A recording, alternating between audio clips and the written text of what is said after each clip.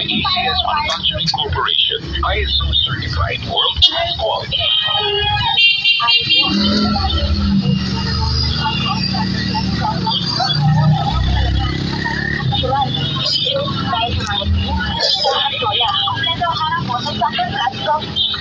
Example of coffee mix, coffee mix, magamutika. Pinagsimana ang mga papayaso.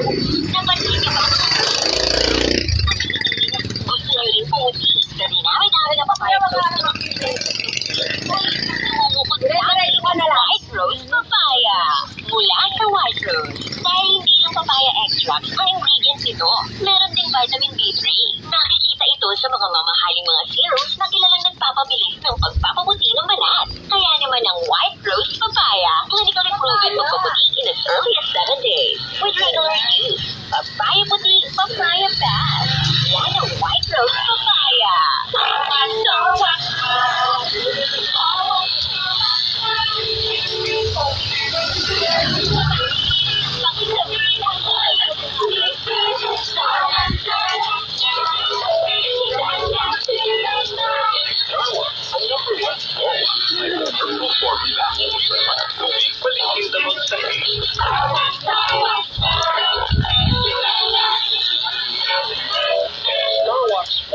Manufactured by ACS Manufacturing Corporation. ISO certified world-class quality.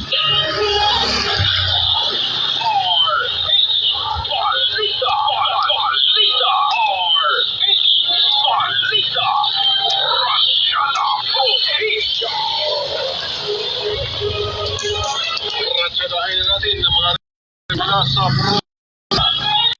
walang isang tulay sa Alamada, Cotabato ang damigay at may natiyempo pa isang sasakyan ang naku naman nahulog RH-19 Santi Mahuta Yung Jackie, kumusta ang ating signal din ngayon? Alright, yun, malinaw. Okay. Nagtutong na ito sa tulay, kahapon sa mga hapon na nagtutong sa Peren-Peren para hindi makakasa sa radyo sa Alamada, Cotabato Province kung saan nararanasan din dito ang malawakang pag-uulan kung sa ganitong habagat. At timing na ito nadaang multicab na mangyari ang pagbagsak ng tulay at direktang nahulog sa ilog itong multicab. At ayon sa ilang barangay officials, maagap naman nahadukso itong driver at nasa lista ng palagayan.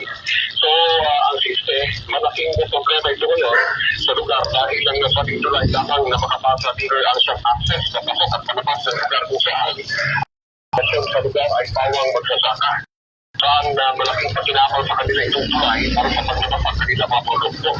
At sa mga residente sa buong lugar, tinatawagan ng dating mga residente sa ilang mayor sa katuhan ni Alamada Mayor Susi Santana na bigyan action agad ang construction ng tulay na ito nagawa lamang sa kahoy. Gamit ang mga heavy equipment para lamang makadaan itong mga sasakyan papasok at palabas na nasa ating barangay. So sa ngayon, patuloy na